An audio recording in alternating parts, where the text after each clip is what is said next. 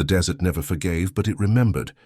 Wind swept across the dry land like a restless ghost, lifting dust and silence in equal measure.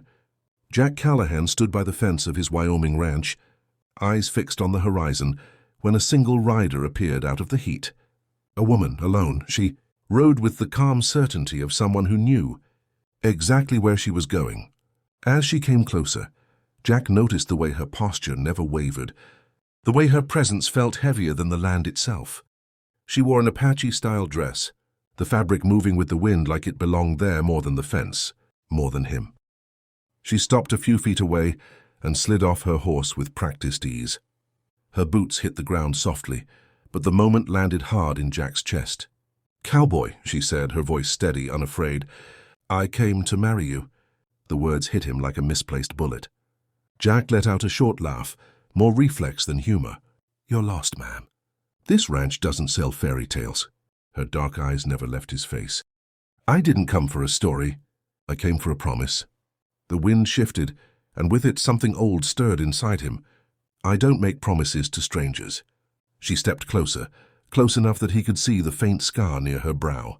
"You did once. 20 years ago. Near the border.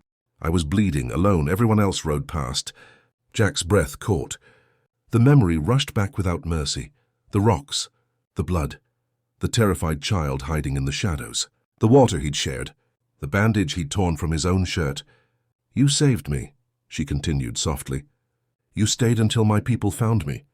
Jack looked away, jaw tightening. "That was a long time ago." "My name is Ayanna," she said. "I carried your face through every hard winter, every fight to survive. I told myself if I lived, I'd find you."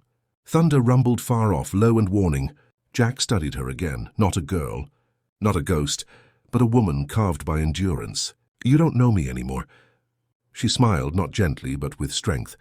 "I know enough. You chose mercy when the world didn't."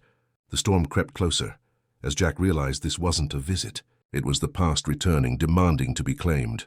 Jack told himself she would leave by morning.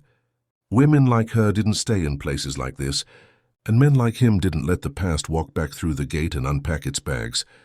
Still, when the sun rose and Ayanna was already outside feeding the horses, calm as if she'd always belonged there, something in him shifted. She moved with quiet confidence, speaking softly to the animals, her hands sure and gentle. Even the black stallion that usually snapped at strangers lowered its head for her. "I can take you to town," Jack said, leaning against the barn door. "You'll find a hotel, a bus." She didn't look up. "I didn't cross deserts to sleep in a stranger's bed." That answer stayed with him longer than it should have. She worked without being asked, mending wire, carrying water, cooking meals that tasted of unfamiliar spices and old traditions. The ranch hands watched her with curiosity, some with suspicion, others with admiration. By evening, her presence felt woven into the land, as if the ranch itself had decided to accept her before Jack could. That night they sat by the fire. The sky was wide and crowded with stars. Ayanna spoke of her life after he left, how her people moved often, how survival came before dreams, how strength was learned early, and forgiveness learned late. "You were the first man who didn't look at me like a burden," she said.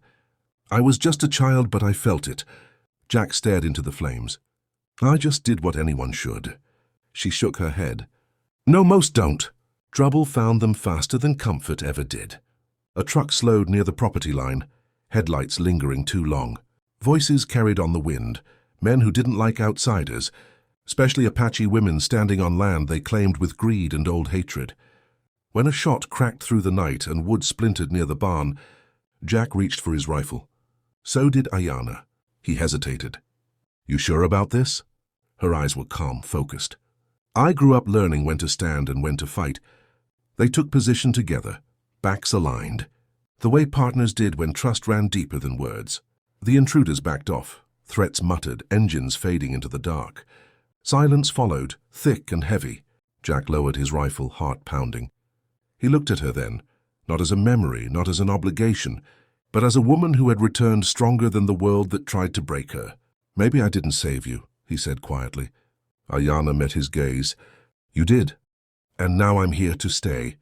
For the first time in 20 years, Jack didn't argue with the past. The morning arrived slow and golden, as if the land itself wanted to witness what came next.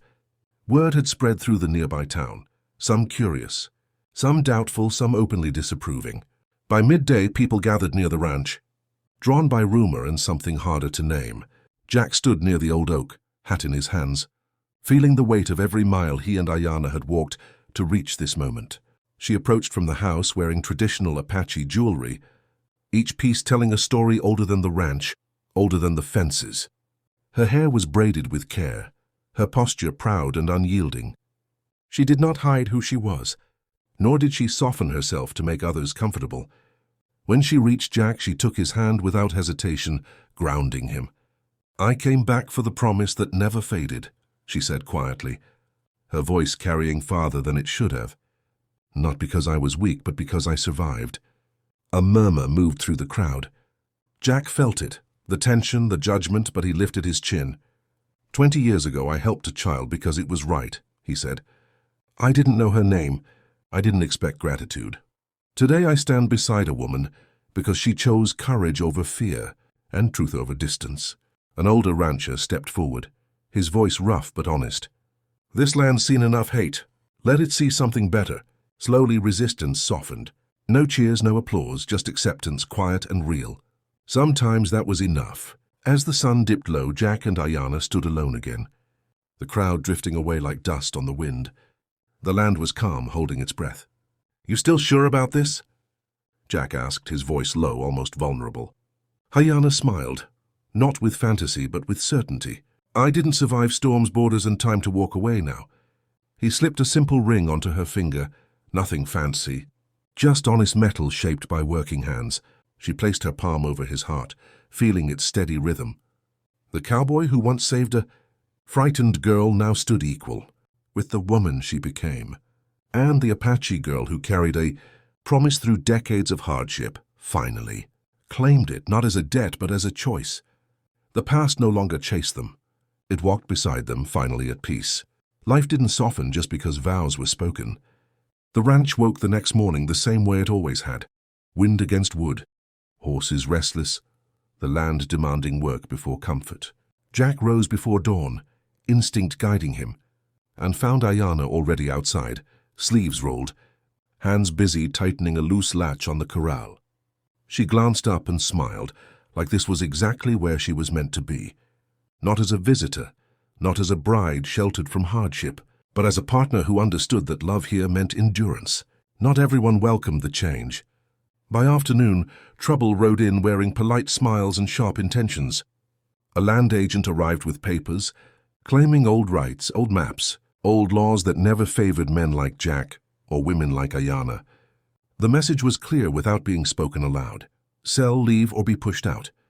Jack's temper flared, but Ayanna rested a hand on his arm, steady and grounding. "Let me speak," she said. The agent hesitated, eyes flicking to her Apache jewelry, then nodded with thin patience. Ayanna didn't raise her voice. She spoke of treaties broken, of land taken and retaken, of survival that didn't rely on permission. She named places the agent didn't expect her to know, histories he hoped stayed buried. When she finished, the silence was heavy. The agent folded his papers and left with less certainty than he arrived with. That night, Jack admitted what pride tried to hide. "I've fought my whole life thinking I had to do it alone." Ayanna met his gaze. Strength doesn't disappear when it's shared. The threat didn't vanish, but neither did they. Days turned into weeks. Neighbors who once watched from a distance began offering help. Extra hands, shared water rights, quiet loyalty. Respect grew the slow way, earned, not demanded. One evening, as the sky burned orange and red, Jack and Ayanna stood on the porch, shoulders touching. "You changed this place," he said. She shook her head. No, it was ready. It just needed truth. The land stretched before them, scarred but alive like both of them. Whatever came next, courts, conflict, seasons that tested them, they would face it together, not as a cowboy and a girl he once saved, but as two people who chose each other when walking away would have been easier. And this time neither intended to leave.